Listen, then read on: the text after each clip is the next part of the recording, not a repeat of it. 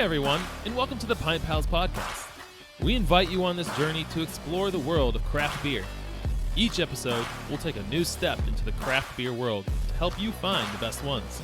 We'll sample some beers, give our rating on them, and share some laughs along the way. So please join us, and remember, craft beer is for everyone.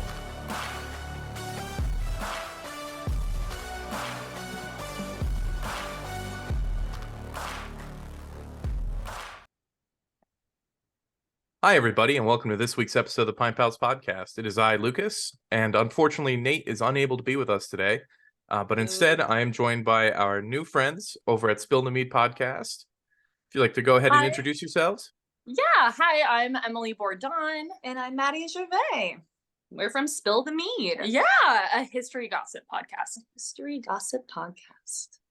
I am very excited to have you on the show. I recently found your podcast just scrolling through. I think it was I found one of your accounts on TikTok because of Renaissance Fair stuff being on my For You page, and one thing led me to another, and I found your podcast. The universe really went to work there for sure. Oh yeah. We're so honored that you asked us to be on. Thank you so much. So excited to be here. I mean, Of course. you know, over Zoom, but still here. Yeah, we're here. We're all here. I've been wanting to have a episode where I have some mead on the show because I'm a big fan of mead, and I haven't had any on the show because it's kind of more expensive than getting a 6-pack of craft beer. So Absolutely. But hey, we're decided. happy that we are popping the mead cherry for you this time. It makes for fun episodes, as we well know. Because it's also stronger than a craft beer, so we love that. Love Yes. that for you. Yeah. We love that for you. We're usually always drinking mead, but Today we're being really lame. Yeah, We've we run drank dry. all the mead because it was our Ren Fair this last weekend. So Yeah. we drank all the mead then. You got to bring it to Ren Fair. Yep, No, I know about that. That's for sure. that's a place for mead. Do you want to give everybody just a quick, everything about your show and give us a rundown of how you got started and what made you want to do your podcast to begin with?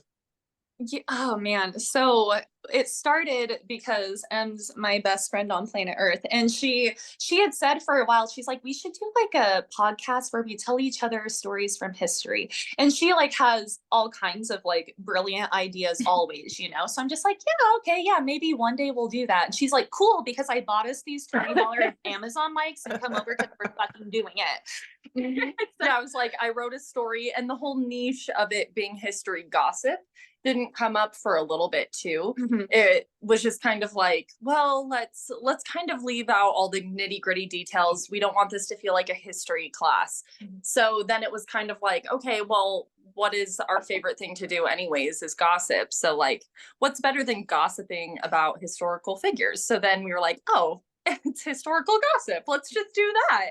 Right. And so then we started with an episode about Nero from the Roman Empire, which I know the Roman Empire is like popping off right now. Everyone's talking about it.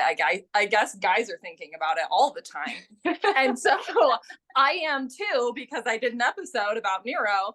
And who was the worst? Yeah, I did start us off on like a weird foot. And then we just kind of rolled from there, and we've been doing it for 1.5 years now, and we come out with an episode weekly, like very consistently, and it's our baby now. It's going well. Yeah. So if you like history and the F word, it's well for for me you. to try. Yeah. I've listened to a few episodes. I think the first episode I listened to was the story about the sword and the stone. Oh, Yeah, that was that was a a good one. recent one. Yeah. was Yeah. recent, Uther Pendragon. Yes. Yep, he's a weirdo. So cool weirdo. Yeah. Yeah, we do all kinds of different things. So yeah, that one was a little more Folklore-ish. more based. We do, again, there's nothing off topic. Like we do people, we do events, all different areas of the world, that kind of thing. So And we actually did a 2-parter on the history of mead too. So that one was really fun. That Oh. was like the start of our season 2. Mhm. Yeah. And mead has like a weird history. It's the oldest alcoholic beverage in the world. yes, it It's is. really fun. Yeah. So yeah, we learned all about like the ancient Romans and Vikings and Greeks, like everything that came from there. So Yeah. And again, we just present it in a really lax way, you know, so it's not like we're not just hitting you over the head with like dates or like anything. in the year 14, blah blah, Maximilian the First. We're like, Maximilian the First sounds like a little bitch. He should have showed up to that fight. Yeah, and we just kind of like go from there. Yeah. So if you are Ren Fair people, you may like it. Exactly. Yeah. I was gonna say, I spoke to some other people at the Ohio Renaissance Fair, and I think that they're probably gonna listen to a few episodes just because of their.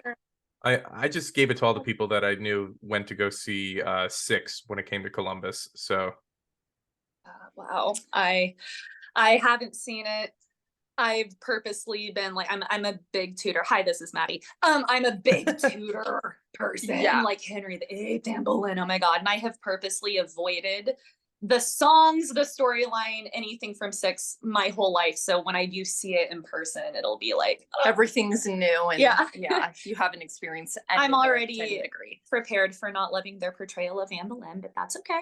And she's gonna go see it. She has tickets. Our friend got her tickets for like in a couple months, so she's gonna finally see it. I'm gonna cry the whole time. Yeah. I'll miss you. It feels wrong. I'll provide you with a box of tissues every time you're like it's not into the tissue. You'll think of me, and then I'm there with you in spirit. Yeah. But yeah, tell us about your Ren Fair. Oh yeah, like you have a permanent site and stuff, right? Like you guys are the bull. You're the big deal. So I didn't realize that we were considered a big deal until I started doing it. But yeah, both of us are, in our prospective states. We both do the Renaissance Fair. Mm-hmm. At the Ohio Renaissance Fair, I guess, the time setting is 1572 in Elizabethan England. And, beautiful. I play one of the lords of her court. Lord Cumberland, George Clifford, the third Earl of Cumberland, and I just follow around the Queen all day. Oh, beautiful! That's pretty great. Is there a lot of stuff out there on your character, like for research purposes? Oh yeah. So we have guilds. We have the Fae Guild. We have the Pirate Guild. We have the Village, and we have Court. And all of the court people are based off of actual historical people. Love that. Yeah. Yep. And then everybody else kind of gets to make up their own character and their own costume and stuff like that. Yeah, we kind of have like at our Ren Fair. Oh, you're good here. Okay, sorry. At our Ren Fair, we kind of have like a mix. So we do have like our different groups and everything because we are also in our local Renaissance Fair. We're a part of the Idaho Renaissance Fair. Which have to say really quickly, love that it's Ohio and Idaho because everyone gets those states confused. Yeah, I have a t-shirt that has Idaho on it and it says Ohio. It says Ohio or Iowa because those are the ones we get mixed up with a lot. Sorry, but please go. But yeah, so that's funny. We're in the Idaho Renaissance Fair and ours is like way newer. It's more of a baby compared to a lot of Renaissance fairs, but it has been like picking up a lot of traction lately. We're finally like, basically in Boise now, when before we were kind of off at like a little park in a town 40 minutes from Boise, but it's finally gotten big enough to where, we're going to actually be open multiple weekends when in the past it's just been one. Yeah, so we're excited for that, but we almost doubled our numbers this year being in our new location from last year, so it's, exactly. What were your numbers? So for the end of this year, it was over 10K, which again nice. For Idaho is really good. For Idaho, yeah, we're proud of that. Yeah, and the year before was only about like into the 6s or so. Like barely, I think we barely hit 6. So yeah, and that's doubled. Not counting vendors. That's not counting kids under 8. That's not counting, like certain groups of people. Mm-hmm. Yeah. So we our court is like a mix. So the king and queen, and then our characters, and we play the princesses. So our characters are all real people. So I play Princess Anna Maria Sforza, and we're in 1492, Mhm, 94. 14. We kind of bop it goes between back and 92 forth. and 94. Yeah, year to year we go back and forth. And then Madi is Princess Bianca Maria Sforza, who are real life sisters and duchesses. Madi's character eventually becomes the Holy Roman Empress, which is really cool. And then King Alfonso II of Naples and Queen Ippolita Sforza, also Sforza. So those four are all real people, and then a lot of the rest of the nobility is just kind of made up. Yeah. There. Yeah. For the- to fill in, be ladies in waiting and everything, because there's actually like a concerningly low amount of information about like lower nobility at that time in Italy. You can't find quite a bit if they're not like a duchess. Yeah. We like to make it hard. Yeah. When it comes to finding out about like information and history for the characters, it's a lot harder for the women on court to find information about their characters than it is. Very true. Yeah, that's true. Like it took me 2 minutes to find a book about my guy. So yeah. Ours is really hard. Emily actually hooked me up real nice because she did a whole episode on Bianca and Anna. Yeah. She surprised me with it. That was like one of our very first episodes. And so she gave me like the history rundown, but she had to dig real hard because there's not a lot out there and on them. What you can find typically is only in Italian, or with Madi's character, because she became the Holy Roman Empress, there's actually stuff in German, but it hasn't been like translated into English. So we were just kind of like, well, fuck. There's not a lot we can do here. Our personal goal for Run Fair is if just even one person is like, Bianca and Anna Sforza, maybe I'll Google them. Maybe they I'll sound interesting. Yeah, were they real? Like, if that happened, we could just like die happy. And honestly, like maybe just listen to our episode on it, because if you Google my character, her Wikipedia page is so inaccurate and very weird. Like the information on there's like, I'm sorry, what? Who was this person? It's bizarre. But, the book I read about her, the one I could find, the very short book I could find that wasn't in Italian, was a plethora of information that none of it's on Wikipedia. Don't trust Wikipedia is what I'm trying to say. Not always. So, go ahead. Oh, I was just gonna say we have fun with it. The fairs around our state are, they do a lot of like England and Scotland and that kind of thing, but we have fun with the Italian thing.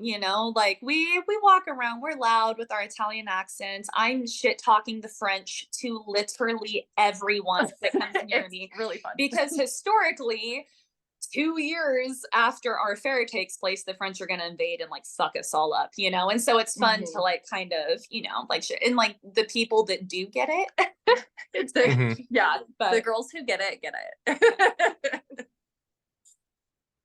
So I did have a question here of the few notes that I did have. Your characters in the fair, have they provided inspiration for your podcast, or like having that relationship with your characters, has that helped you like pull from doing your podcast together to doing stuff at the fair together as your characters? I would say that like you said, it is a lot harder to find information on women of history than it is to find information on men. And being a bit frustrated with how hard it was to find information on these two like very prominent figures in history, it was pretty frustrating. So it has made me like make such a conscious effort to continue to like find subjects who are female and who have very interesting lives, but not a lot of people talk about them.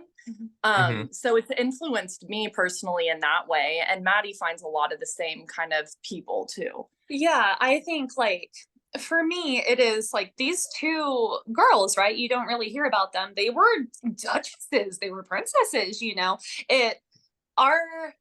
our shtick with our podcast, and some of my favorite episodes come from, come from like just the common person at that time kind of thing. Yeah. Like the fact that like these two girls had like such a story, but you read one sentence in a history book, like my character, like Bianca Maria Sforza, Leonardo da Vinci painted her once. And it's like, And, like, that's it. She just no. painted her. Yeah, I She's a know. big deal. And Like, then if you do dig and like find out who their father was and like the horrible things that he did, and like really try to like dig in and see that it's not just a sentence in a history book, there's so many layers here. Yeah. You know, like these are real people, and you know, they might have, you know, one defining moment. Leonardo da Vinci painted her and she married the Holy Roman Emperor, but she had like a day-to-day life, you know, like day-to-day interaction. yeah, with playing people. with her stepchildren, Yes. and like what her personality type was, and Yeah. the way that her wedding looked, and the way that it influenced people, like, and the way that it influenced fashion too, like still does actually. Yeah. Yeah, it's really, really interesting. And so we do try to like consider too that there's like people back then were still so multifaceted. There was still so much to people back then that we kind of, looking back on people of history, we kind of see them more of like, you know, characters in a movie rather than like actual people. And so we do try to like dig in a little deeper and try to like feel what they were feeling or think about what they were probably thinking about then. Yeah. So yeah, in that way, I guess, like, I think, well, no, I guess we already, I was gonna say, I don't know. That's like a chicken and the egg question, you know, like what came first? Yeah. Like, Yeah. was it like did the podcast like start us like with this love of it? We were already in the Ren Fair, you know, Yeah. and so I feel like the reason why we are in Ren Fair, you know, there's a lot of theater people and all of that. We're kind of in it for the historical aspect and just to see what it would have been like to live a day in 1492 Italy, you know? Yeah. Mm-hmm. No, that's I totally agree with that. I do it for more the theater aspect of it. I was a Yeah. theater kid growing up, and I saw a lot of Broadway shows growing up and everything like that. So, and doing local theater. Do you do like a lot of big moments at your fair? Like, do you have scripted stuff that you do, or is it all just improv? Ours is pretty much all improv with people. Yeah. We do, Emily and I have quests that we get together and we hand them out to people and like have Oh, our that's own fun. breakfast. Yeah, Yeah. we do that kind of separately.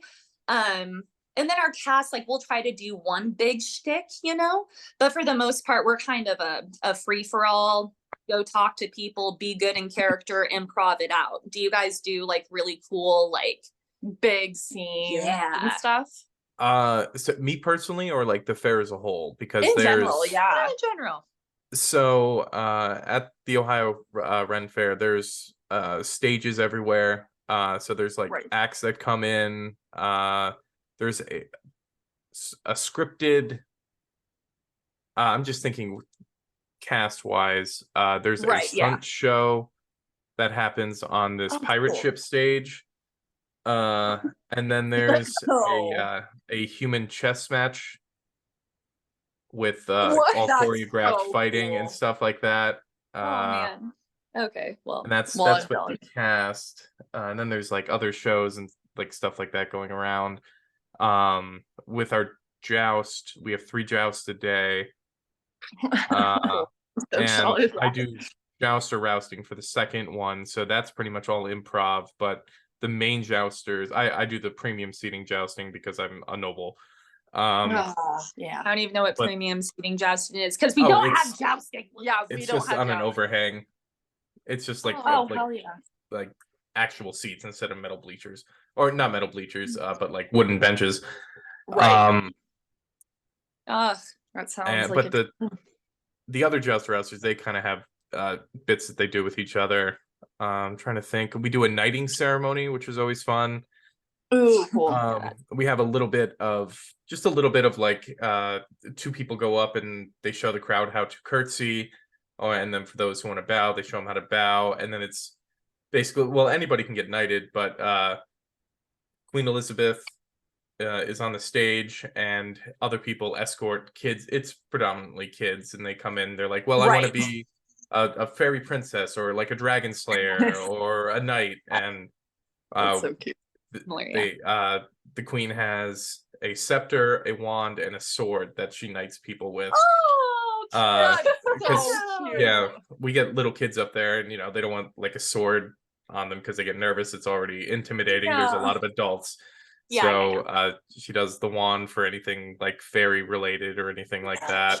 That's so sweet. So darling. We just expanded into this whole area, which is called, oh geez, the village is called Willy Nilly on the Wash, and the Whimsy Woods, I believe, is what it's called.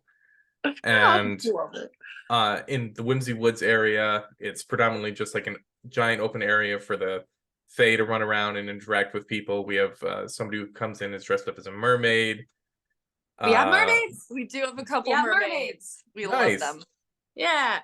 We have armored combatants called the Yeah, Cincinnati that's our Barbarians, and they favorite just part. wail on each That other. is our literal favorite part of Ren Fairs, of our Ren Fair, of any other state's Ren Fair, the armored combat.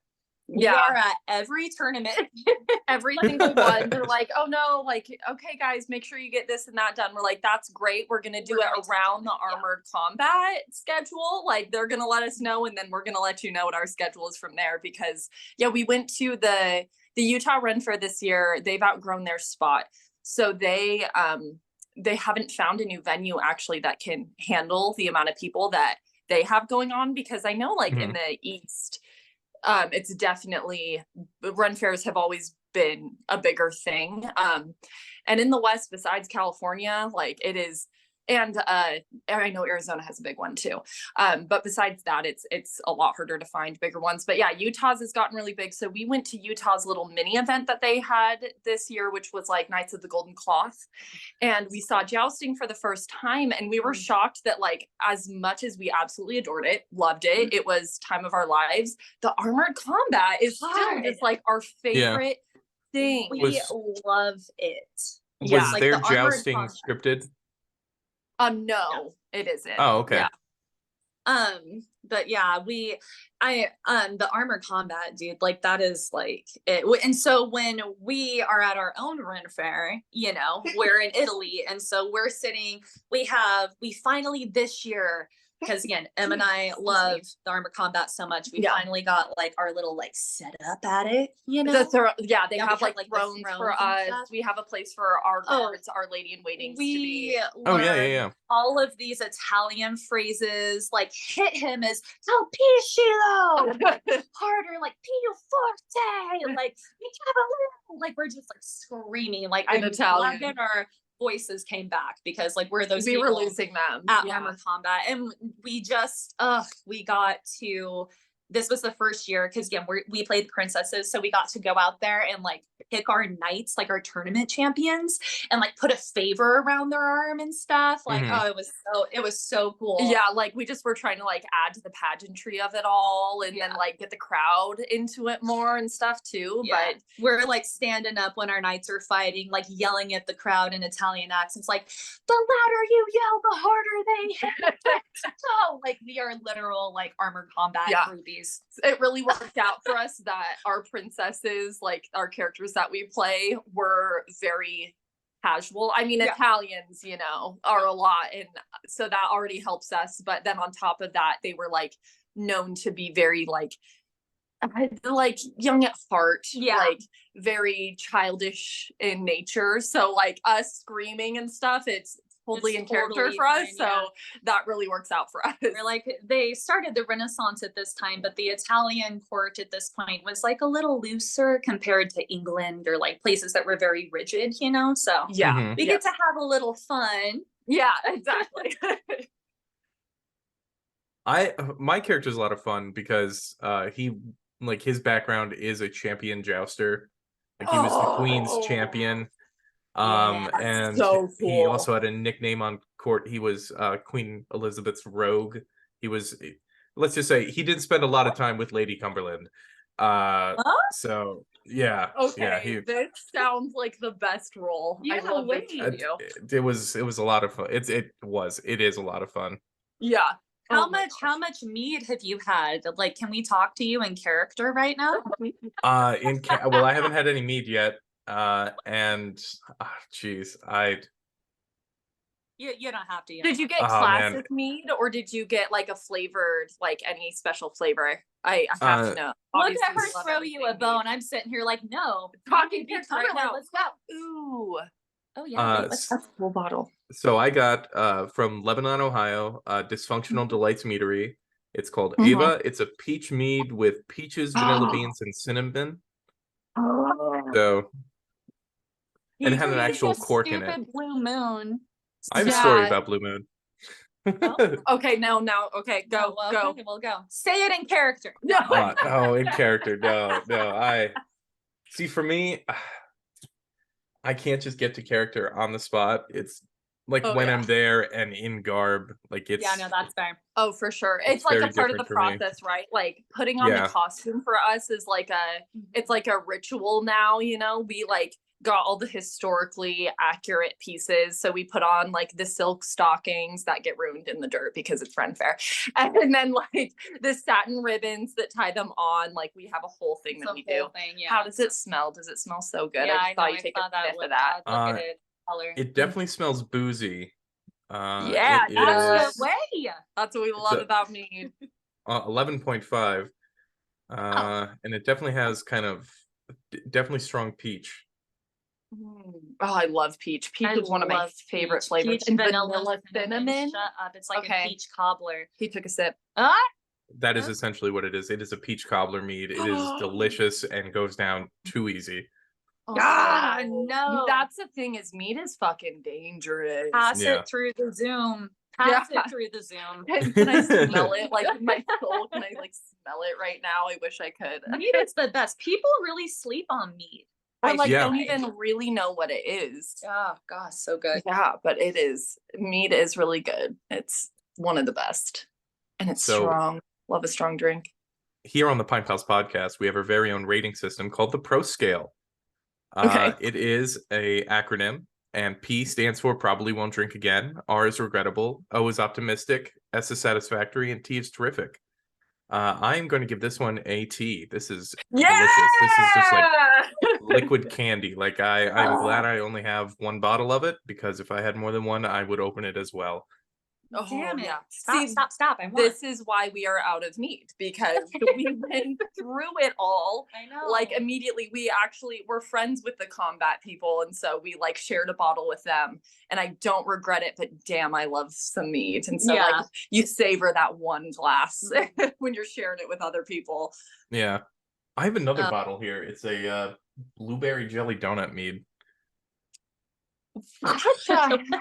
Why do you have Like like such amazing flavors? That's like a vape flavor meat. Yeah. It's there's like 3 or 4 Ohio meaderies that I tend to get stuff from. There's one in Columbus called Brothers Drake, and they make a my favorite one from them is called Blackjack, and it's a blackberry like black raspberry mead, and it's very jammy. Very jammy. Yam jam? A jam mead. Also So jam. good. That was- A jammy mead. That was a live action Aladdin moment. For We bring that quote up like now, actually. But yeah, we only have like in this area, like where they make mead in this area, like what, 2 maybe? we do. So let me ask you this, Ohio. Yeah. Have you ever heard of a huckleberry? Huckleberry? Yeah, yes. Yes. Like not like Huckleberry Huckleberry Finn. Yeah. Huckleberry Finn, and you go not like Huckleberry. Yeah, huckleberry is a berry, and they're very prominent in Idaho. We don't have a lot, so we take what we can get. And huckleberries is one of those things. So we have a lot of huckleberry meat up here. Maddie doesn't like when I say this, but a huckleberry is a glorified blueberry. However, I don't like blueberries, and I do like huckleberries. So They take look what you like will a from that. blueberry, but the flavor profile is so different. It's so it much makes you better. feel like a little, like a little brown bear out in the wilderness, just Yeah. on berries, like that's the Exactly. vibe. And like we do that here, and so we can find like a lot of good huckleberry. Mhm. But I think one of our favorites, because we're not going to run an ad on your podcast. We are sponsored by a meadery, but one of our favorites that I think you can get everywhere in stores, is it Chaucer? Like at Trader I'm pretty Joe's, sure you right? can see. Yeah, you can get it at our co-op. but you can get Chaucer mead. I think you can get it at Whole Foods actually. Okay, because that one's nice because they in the wintertime they give it to you with like a little steep packet of like cloves and cinnamons and stuff, and you like warm it up and put that in it. A and warm it's like mead. yeah, it's a vibe. I want to know where that one is on your rating scale. So Yeah. write down Chaucer mead. Try it with the spices. Heat Try it it with up. the spices, do the whole heat it up, thing. do it. It's gonna be a tea. It's gonna be a Oh, is it- capital T. It's got a dude on a horse. Dude on a horse. Yep. That's Chaucer, perhaps. Yes. Yeah, I can. I can totally get that out here.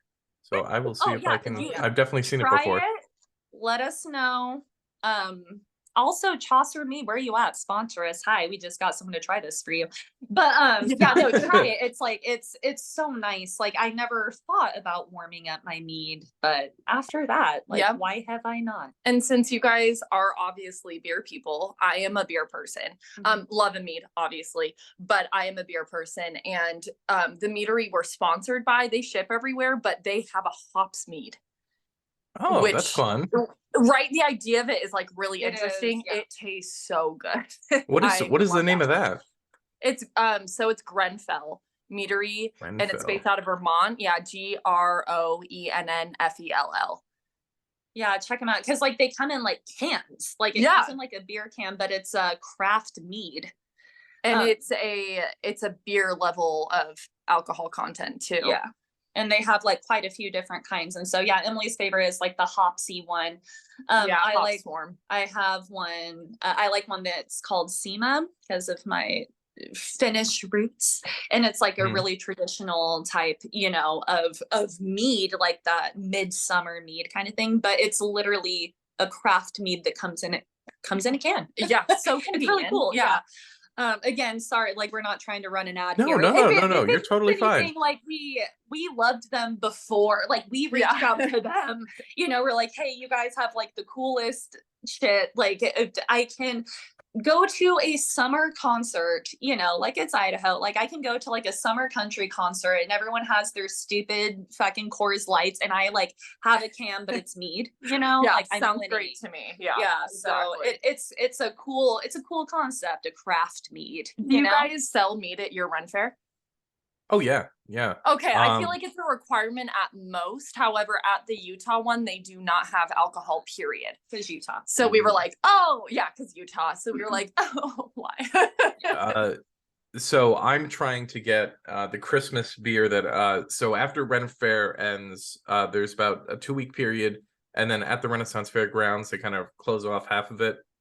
Yeah. And then they set it up as a Yuletide village. So it's kind of Dickensy, but not really. I mean, there's like choirs and like Christmas carols and people selling cookies and arts fairs, and we have a Santa and we have a Krampus as well. So yeah, it's really cool. But I'm trying to get hopefully, fingers crossed, that the Christmas beer that I make at the brewery I work at, on draft there for the winter time. We're throwing you all these mead suggestions. You're gonna have to throw us all of the beer suggestions. Please do. We need so many beer. We're sitting here with our blue moons, hating life. I mean, they're not bad, but like craft beer sounds great. I could go on and on about it. I unfortunately I don't think I've ever had any craft beer from Idaho to begin with. Well, I don't really know. That's all right. Yeah. Probably okay. We can throw you some suggestions for that as well, just from like our general knowledge of the area. Is Mother Earth from?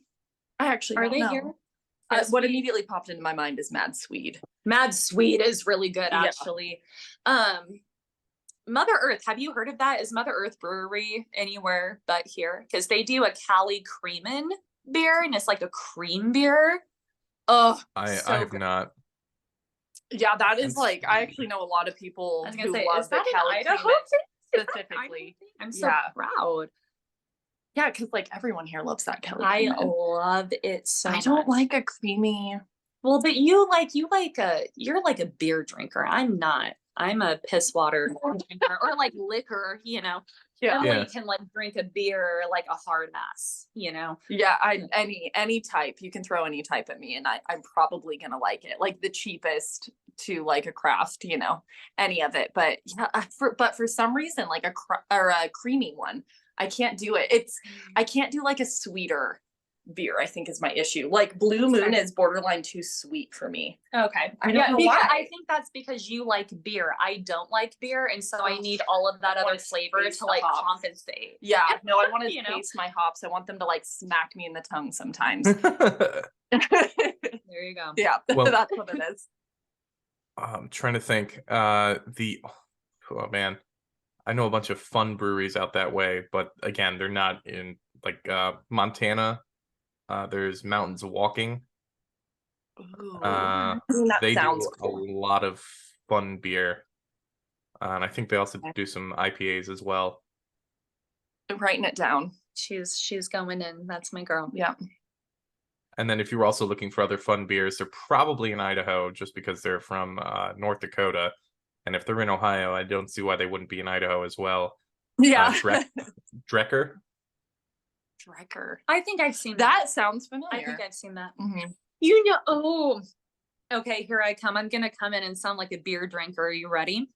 You know what I'm really into right now, Lucas, is I'm really into the Elysium fall flavors that they have.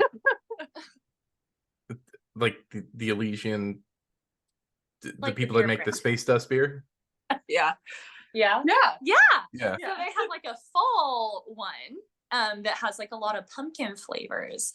And so I like those ones, but not if they're too dark. If it doesn't pass the hand test, like if I pour it into a glass cup and I put my hand on the other side and cannot see my hand through, I'm not going to like it. It's not happening. Yeah. I'm not going to like it. Absolutely fair. But this one is like as close as I get to like real beer. Yeah. It's pumpkin spice, but yeah. No, and so I could like go into a brewery and be like, do you have Elysian on? And they'll be like, what the fuck are you talking about? You still want to just like sprinkle in that like little bit of white girl in there though. Yeah. The pumpkin spice. It can't drop it. Yeah, no, I absolutely stand by that. You know what? I Just love give me a shot of whiskey. Oh yeah. And then I think we just have like opposite tastes in alcohol, period, until it comes to like mead. Because then I fucking hate whiskey.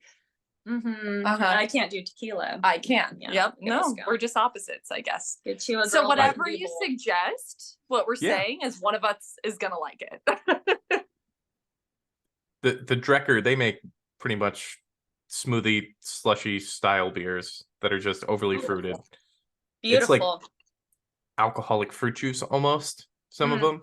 Okay. No, I could But, probably get down with that, honestly. That might not be beery enough for you. It might not be, that's but what I It's- could told yeah. It's not. It's not beery.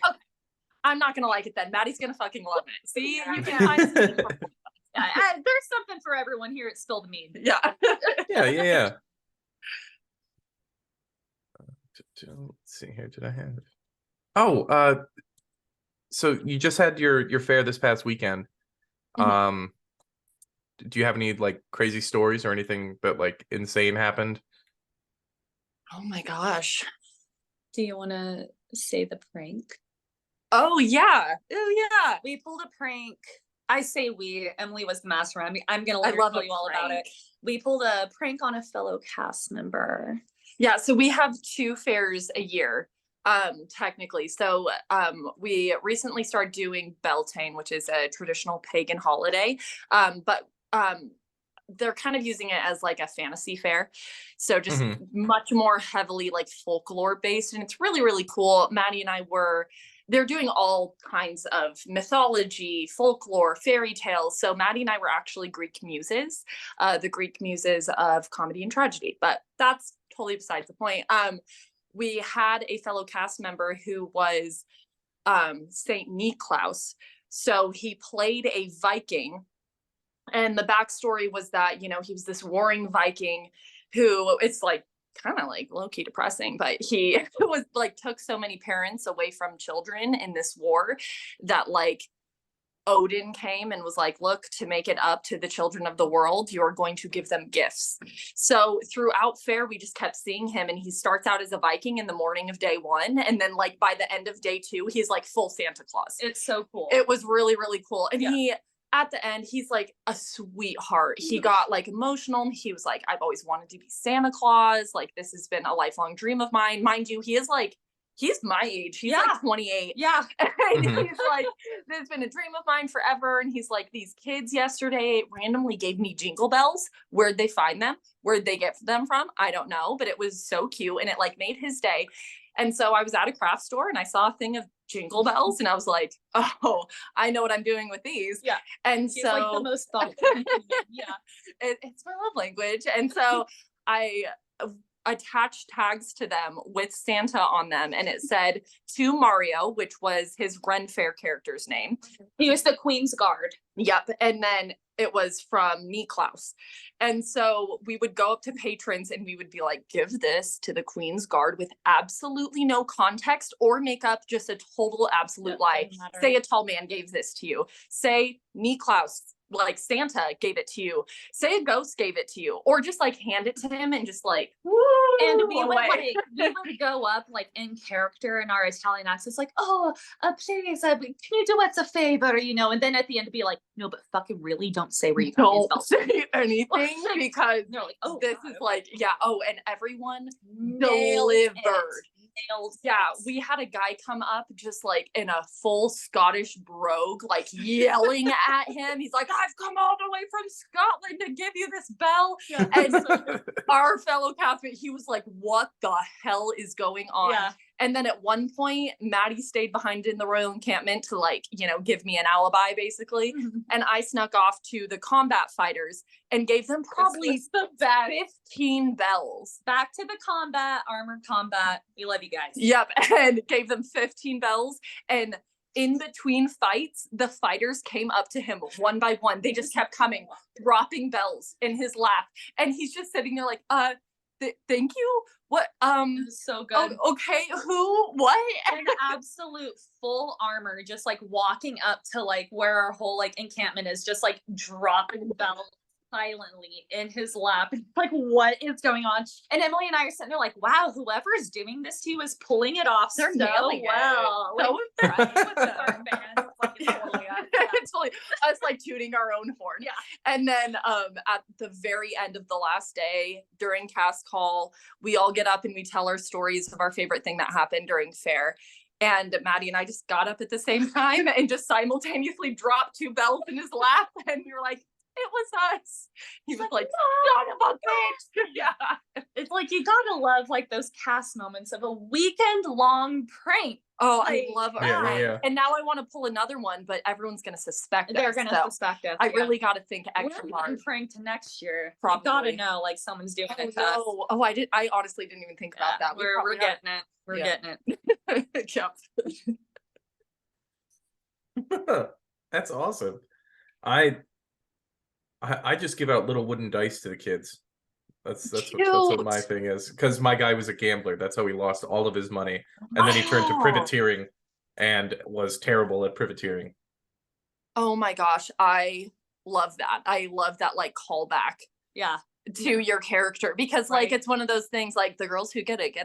Yeah. And if they don't, it's just a fun thing. And you have like such a known character that you know people are showing up to you for like a fan of you know? Yeah. Like I know for sure. Like No, not for me. I'm a background character to Queen Elizabeth. no, you cannot tell me that there is not someone out there right now who has read every single book on this man, has dedicated their whole life to like loving him, you know? That is something we've learned about history is there is always going to be someone out there who like dedicates their whole life Their to entire lives. Yeah. someone. And so, yeah, and like that, you know, you could be that person for someone. Like we went to Utah and our like that was my first Tudor fair and I'm such like a big Tudor fan.